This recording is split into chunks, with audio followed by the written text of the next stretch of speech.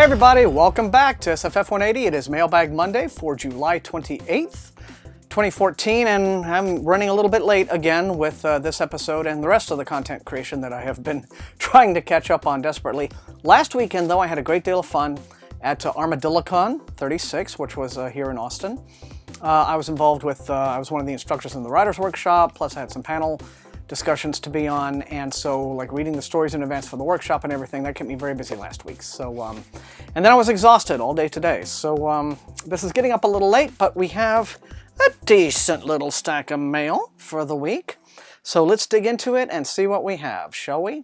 And then you tell me what you think looks most exciting. Okay, a little package from Pyre, Prometheus Books. Well, this looks kind of interesting. This is a book called Falling Sky. The author is Rajan Khanna, so a new author.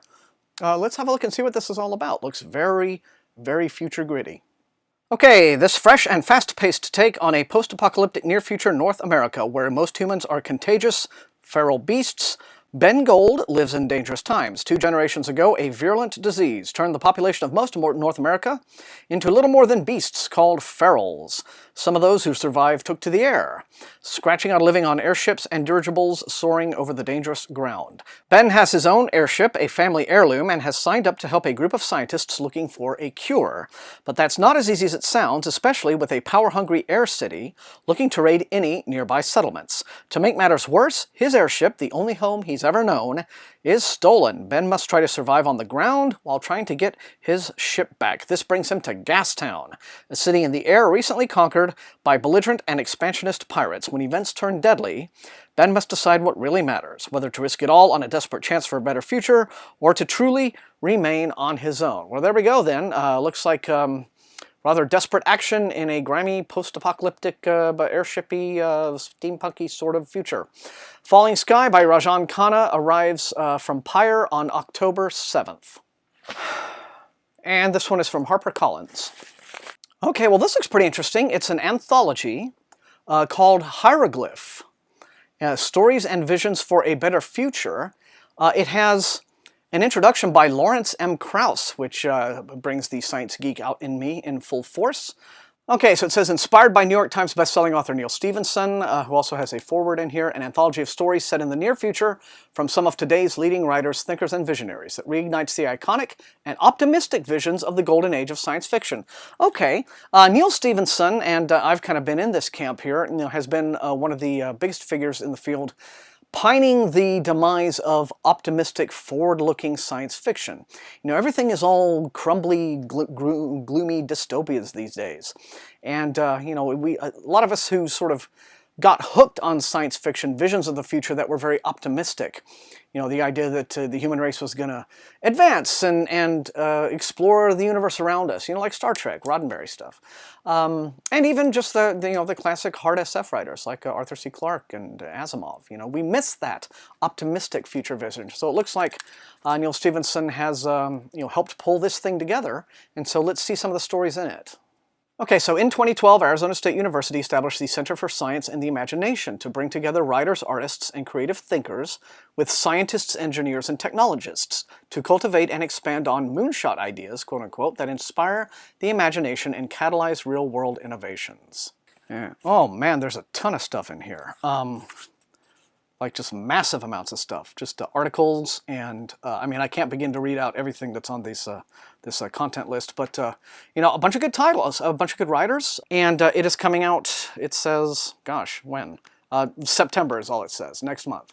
And look at these, they sent like these really cool postcards came with the book. Just bizarre drawings. Let's see if I can try to scroll these up here so you can see all of them. These are really kind of neat. Yeah, different illustrations and different works of art having to do with, I guess, the general theme of all of this. Kind of wild. I like getting little goodies like this. So I'll be sure to hang on to these. So, Hieroglyph, big anthology next month. Let me know if you'd like me to cover this on the channel. And here's a very large envelope from St. Martin's Press. All right, well, it's still anthology time, and here we are. This is the 31st annual collection, Gardner Dozois's annual anthology of the best science fiction of the year, all the short fiction. Pretty much, if you want to know what's going on that is worthwhile in short fiction, in science fiction and fantasy every single year, you can pretty much just wait on this edition, this series. Gardner's series has always been reliable. He gives a really nice, very detailed write-up, editorial at the beginning where he just kind of describes, goes through the entire year, the publishing history of the year in detail, and then he features the stories, and there's just a heap of stories in here. So here you go. One of the best and most reliable annual best of anthologies is now available from St. Martin's Press in trade paperback. Okay, and here's a package from Random House, and it feels like there's a couple of things in it.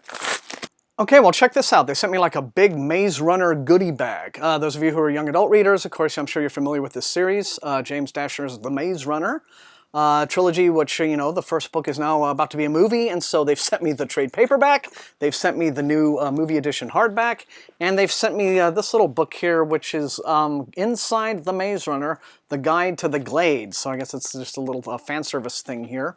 You know, definitely movie tie-in related. Well, I've never actually really gotten this one before, but all right, Maze Runner fans, as you can see, they are really pouring it on here. Hardcover, paperback, and little movie guide. And I guess this is all available now. Now, I haven't actually read The Maze Runner yet, so, you know, if you've read it and you think I should, let me know. Now, here is a package that I've gotten from overseas. Okay, this is something that I've actually been looking forward to because this fellow right here, Joel Corna, is a Facebook friend of mine, and so this is his first book that has come out from this small press in the UK called Crystal Ink. So yeah, congratulations to Joel on this. It says, Rob Sarden is going to be a legend, but the road to heroism is paved with temptation and deceit. Exiled to a distant and violent country, Rob is forced to fight his closest friends for survival, only to discover his mother's nemesis is still alive and is determined to wipe out her family and all her allies. The only way the pirate lord Mothar can be stopped is with the Sea Stone Sword. Yet even the sword itself seems fickle, twisting Rob's quest in poisonous directions, blurring the line between hero and villain. Nobody is who they seem, and Rob can no longer trust even his own instincts. Driven by dreams of glory, Rob sees only his future as a hero, not the dark path upon which he draws ever closer to infamy. So, Joel Corna, Sea Stone Sword is a small press title from the UK. Congratulations once again to Joel. And they've also sent me another little book here.